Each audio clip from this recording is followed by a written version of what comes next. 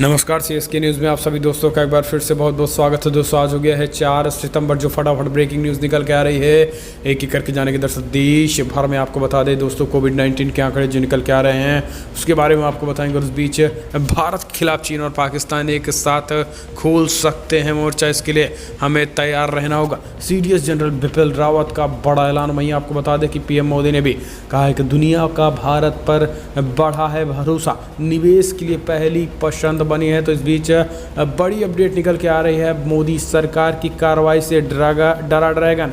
2024 में बोला मोदी को नहीं जीतने देंगे। जी हां, अब चीन से रोना रो रहा ड्रैगन, रो रहा है कि अब मोदी से जिस तरीके से डर गया कि अब 2024 में कह रहा है कि आने ही नहीं देंगे।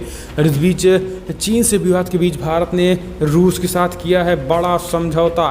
भारत में बनेंगी AK-203 राइफल मिसाइलें। जी हाँ, इसके बारे में आपको बताएंगे। और इस बीच विदेश मंत्रालय के प्रवक्ता को रक्षा मंत्री ने चीन को दिया बड़ा झटका। रक्षा मंत्री राजनाथ सिंह ने रूस में नहीं की है मुलाकात चीन के रक्षा मंत्री से। इस बीच शरजील इमाम की बढ़ गई है मुश्किलें। तो वहीं यूपी में योगी सरकार के नेतृत्व में ज़बरदस्त जीत हुई है। 311 सीटों में से 281 सीटें जीत दर्ज की है। तो सब कुछ खबरें एक एक करके विस्तार से बताएंगे, लेकिन उससे पहले छोटा सा निवेदन, अगर आपने चैनल को अभी तक सब्सक्राइब नहीं किया तो प्लीज़ सब्सक्राइब की लाल बटन दबाकर चैनल को सब्सक्राइब करें। और अगर आप भी मानते हैं कि प्रधानमंत्री मोदी के नेतृत्व में ये देश कोविड-19 को हराएगा तो इस वीडियो को दिल से लाइक करके अपना समर्थन दर्ज करें। 10 साल पहली बड़ी अपडेट निकल के आ रही है। आपको बता दें देश भर में संक्रमितों का आंकड़ा 39 लाख के आंकड़े पार कर गए। जी हाँ, 39,33,000 कन्फर्म केसेज। तो वहीं 84,000 करीब कन्फर्म केसेज कल पिछले 24 घंटे में आए हैं। मृतकों की संख्या 68,000 के आंकड़े पार कर गए हैं। तो वहीं स्वस्थ होने वालों का आंकड़ा 30,32,000 करीब हो चुका है। तो 65,000 करीब लोग स्वस्थ हो चुके हैं कल ही, और 8,31,000 करीब लोग अभी भी एक्टिव केसेस हैं। हम चलते हैं अगली अपडेट लेते हैं। आपको बता दें कि CDS बिपिन रावत का बड़ा ऐलान। बोले भारत के खिलाफ चीन और पाकिस्तान एक साथ हमला कर सकते हैं, इसलिए इस मोर्चे से हमें हमेशा रहना होगा तैयार। दरअसल आपको बता दें कि chief of defence staff general Bipin Rawat ने भारत के खिलाफ चीन और पाकिस्तान के मिलकर मोर्चे खोलने की आशंका जताते हुए कहा है कि हमें इसके लिए तैयार रहने की ज़रूरत है। उन्होंने कहा है कि पाकिस्तान के अवैध कब्जे वाले कश्मीर POK में चीन के साथ आर्थिक और सैन्य सहयोग पर हमें उच्च स्तर ध्यान देने की ज़रूरत है। इसके अलावा इसमें पश्चिम के साथ साथ पूर्वी मोर्चे पर भी संघर्ष का खतरा बढ़ रहा है, जिसके लिए हमें तैयार रहना होगा। उन्होंने कहा है कि हमने कॉल में हाल ही में चीन के कुछ आक्रामक गतिविधियों को नोटिस किया था, लेकिन हम उनका माकूल जवाब देने की काबिलियत रखते हैं। भारत अमेरिका के बीच तीसरे रणनीति साझेदारी मंच में जनरल रावत ने कहा है कि पाकिस्तान भारत के खिलाफ प्रॉक्सी वार छेड़ा हुआ है, लेकिन इसमें हमें नाकामी हो रही है। उन्होंने कहा है कि पाकिस्तान भारत के खिलाफ प्रॉक्सी वार छेड़ा हुआ है और जम्मू कश्मीर के आतंकियों की घुसपैठ के अलावा भारत के अन्य हिस्सों में आतंकवाद फैलाने की कोशिश कर रहा है। हम चलते हैं अगली अपडेट लेते हैं। बिग ब्रेकिंग निकल के आ रही है। मोदी सरकार की बड़ी कार्रवाई से डरा ड्रैगन। भविष्यवाणी बोला 2024 में नहीं जीतने देंगे मोदी को। जी हाँ, पूर्वी लद्दाख में महीनों से जारी चीन के चालबाजी के बाद मोदी सरकार की ऐप बैन की कार्रवाई से ड्रैगन पूरी तरीके से बौखलाया हुआ है। चीन ने हाल ही में आई पहली तिमाही की GDP दर से लेकर विभिन्न मुद्दों पर राग अलापा है। पड़ोसी देशों ने विभिन्न भविष्यवाणी करते हुए कहा है कि मोदी सरकार को 2024 में फिर से सत्ता नहीं आने वाली है और ना ही सत्ता जीतने देंगे। चीन सरकार के मुखपत्र ग्लोबल टाइम्स ने एक लेख में लिखा है कि अप्रैल से जून महीने की पहली तिमाही में भारत की GDP यानी विकास दर -23 चली जा चुकी है। और इस बीच जो कि G20 देशों में भारत में सबसे बड़ी गिरावट है, और इसलिए पूरी दुनिया को मालूम है कि भारत पूरी तरीके से अर्थव्यवस्था में ख़त्म हो चुका है। इसलिए 2024 में BJP को बड़ा झटका लगेगा मोदी को, और 2024 में सत्ता में फ़िलहाल इसलिए नहीं आ पाएंगे। तो ये अब भविष्यवाणी चीन कर रहा है। दरअसल ये भविष्यवाणी नहीं, ये चीन का डर है, जो लगातार चीन मोदी सरकार एक के बाद एक बातें कह रही है। हम चलते हैं अगली अपडेट लेते हैं। आपको बता दें कि चीन से विवाद के बीच भारत ने रूस के साथ किया बड़ा समझौता। भारत में बनेगी AK-203 राइफल्स मिसाइल। दरअसल भारत और चीन के बीच लद्दाख सीमा पर जारी तनाव के बीच भारत ने रूस के साथ एक बड़े समझौते को अंतिम मंजूरी दे दी है। प्राप्त जानकारी के मुताबिक रक्षा मंत्री राजनाथ सिंह की यात्रा के दौरान भारत और रूस ने अत्याधुनिक AK-203 राइफल्स भारत में बनाने के लिए बड़े समझौते को अंतिम मंजूरी दे दी गई है। आधिकारिक रूसी मीडिया ने गुरुवार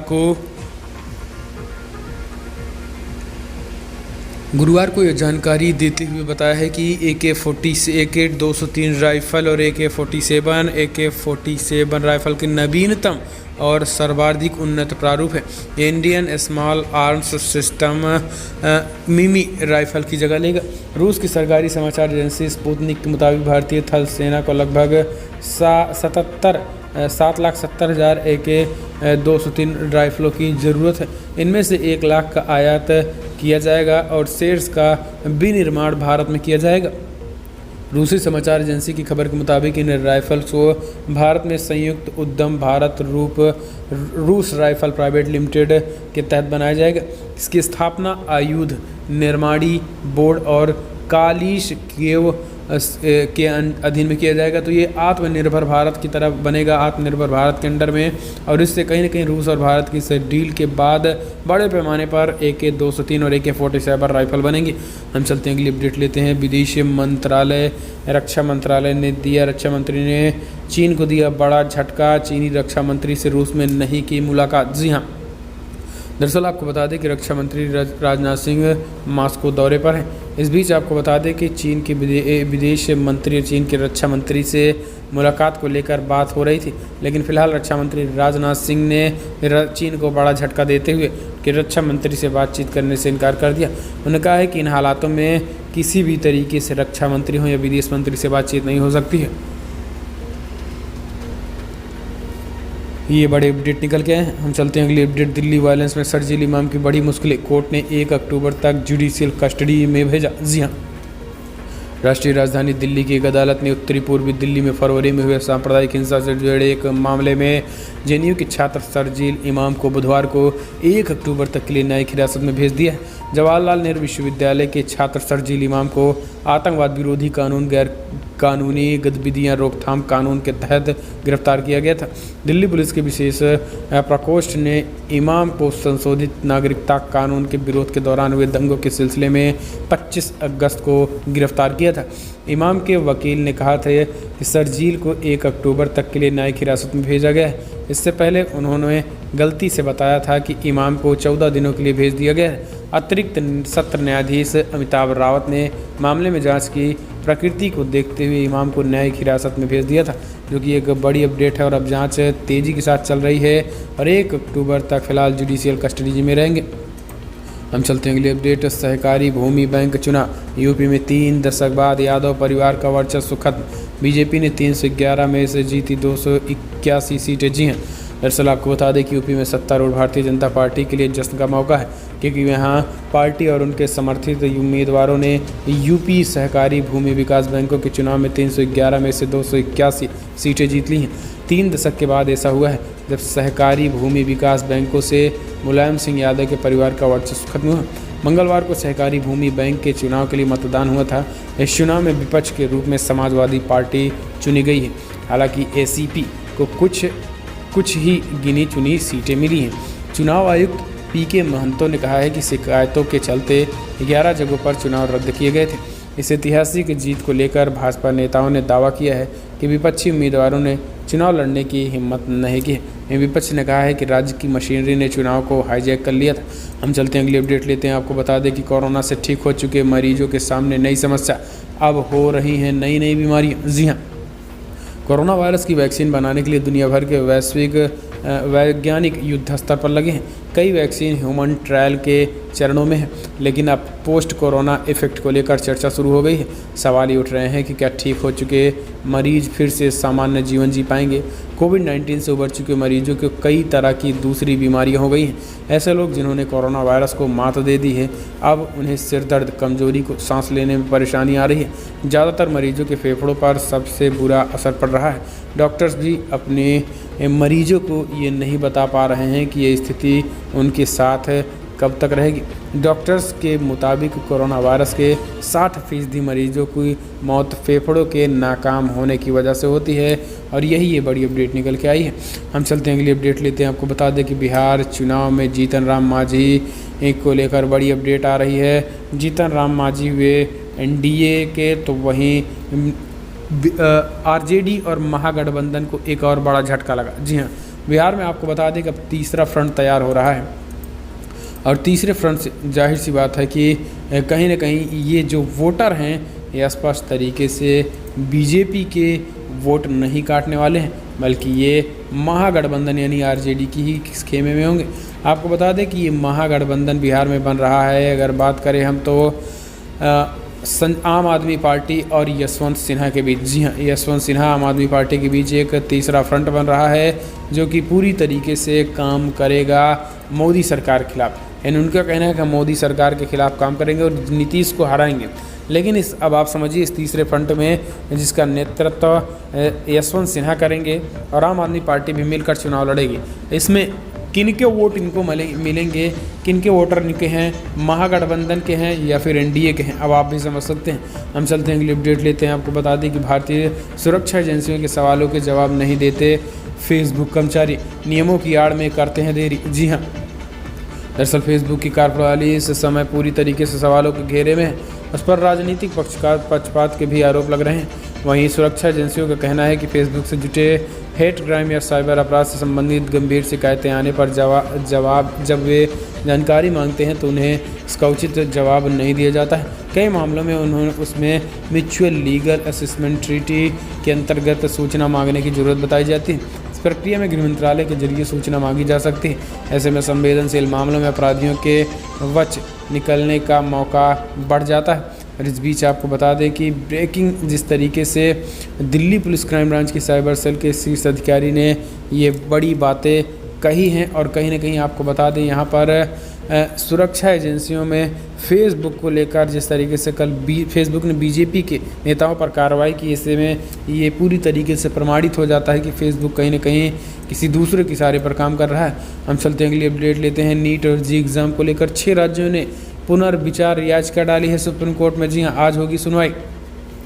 दरअसल सुप्रीम कोर्ट शुक्रवार को नीट और जी परीक्षा में देरी के मुद्दे पर दायर एक समीक्षा याचिका पर विचार करेगा। सुनवाई न्यायाधीशों द्वारा कक्षा में की जाएगी।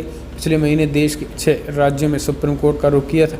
इसमें सितंबर में नीट और जी प्रवेश परीक्षा कराने के लिए केंद्र को अनुमति देने के अपने आदेश की समीक्षा की मांग की गई थी।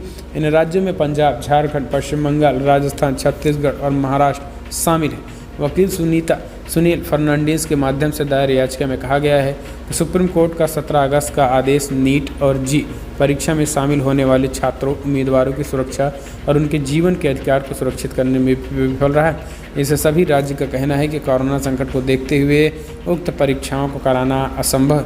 हम चलते हैं अगली अपडेट लेते हैं। आपको बता दें बिग ब्रेकिंग निकल के आ रही है, जहाँ पर सुशांत के पिता के वकील बोले खुदकुशी के लिए उकसाने की एफआईआर थी, अब लगता है मर्डर है। दरअसल आपको बता दें कि actor Sushant Singh suicide case के मामले में रोज़ नया ट्विस्ट आ रहा है। अब सुशांत के परिवार के वकील विकास सिंह ने दावा किया है कि परिवार मानता है कि सुशांत की हत्या की गई है।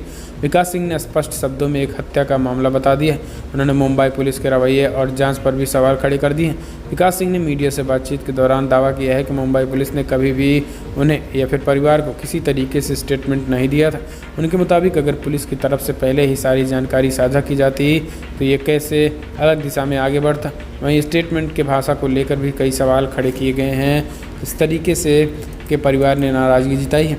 हम चलते हैं अगले अपडेट। विपक्ष के विरोध के बाद अब सरकार ने बड़ा फैसला लिया है कि मानसून सत्र में 30 मिनट के प्रश्नकाल की इजाज़त मिलेगी। दरअसल संसद के मानसून सत्र में प्रश्नकाल के निलंबन को लेकर अब 30 मिनट तक सवाल पूछने की इजाज़त मिलेगी। इससे पहले आगामी सत्र में प्रश्नकाल के निलंबन की बात कही गई थी। आपको बता दें कि संसद के दोनों सदन में 1 घंटे का प्रश्नकाल होता है जिसमें सवाल किया जाता है, लेकिन इस बार कोरोना वायरस के संक्रमण को देखते हुए प्रश्नकाल के समय को निलंबित कर दिया गया। प्रश्नकाल के निलंबन के बाद विपक्ष लामबंद हो गया है और विरोध भी शुरू हो गया है। इस तरीके से ये बातें आ रही हैं। हम चलते हैं अगली अपडेट लेते हैं। आपको बता दें कि शिवसेना ने संसद के मानसून सत्र में प्रश्नकाल नहीं कराने के कदम का समर्थन किया था और ये शिवसेना ने मोदी सरकार के समर्थन में अपनी बातें कही थी। हालांकि अब जो बड़ी अपडेट है कि प्रश्नकाल आधे घंटे का होगा। हम चलते हैं अगली अपडेट। दुनिया भर में कोविड-19 के जो आंकड़े निकल के आ रहे हैं दोस्तों, 2 करोड़ 60 लाख के आंकड़े पार कर गए। 2 करोड़ 60 लाख 56 हज़ार कन्फर्म केसेस, तो 8 लाख 63 हज़ार करीब लोगों की मौत हो गई है। इस बीच यूनाइटेड स्टेट में 61 लाख 29 हज़ार कन्फर्म केसेस, तो 1 लाख 85 हज़ार करीब लोगों की मौत हो गई है। ब्राज़ील में 40 लाख कन्फर्म केसेस, तो 1 लाख 23 हज़ार करीब लोगों की मौत हो गई है। इंडिया में 38 लाख 53 हज़ार कन्फर्म केसेस, 67 हज़ार करीब लोगों की मौत हो गई है। रसिया में 10 लाख करीब संक्रमितों का आंकड़े, तो वहीं 17 हज़ार करीब लोगों की मौत हो गई थी। ये दुनिया भर में कोविड-19 के आंकड़े हैं। तो दोस्तों फिलहाल बड़ी खबर में इतना ही, लेकिन अगर आपको वीडियो पसंद आए तो लाइक करें, शेयर करें, कमेंट के माध्यम से आप अपनी राय देना ना भूलिए। इस वीडियो इतना ही। जय हिंद, वंदे मातरम।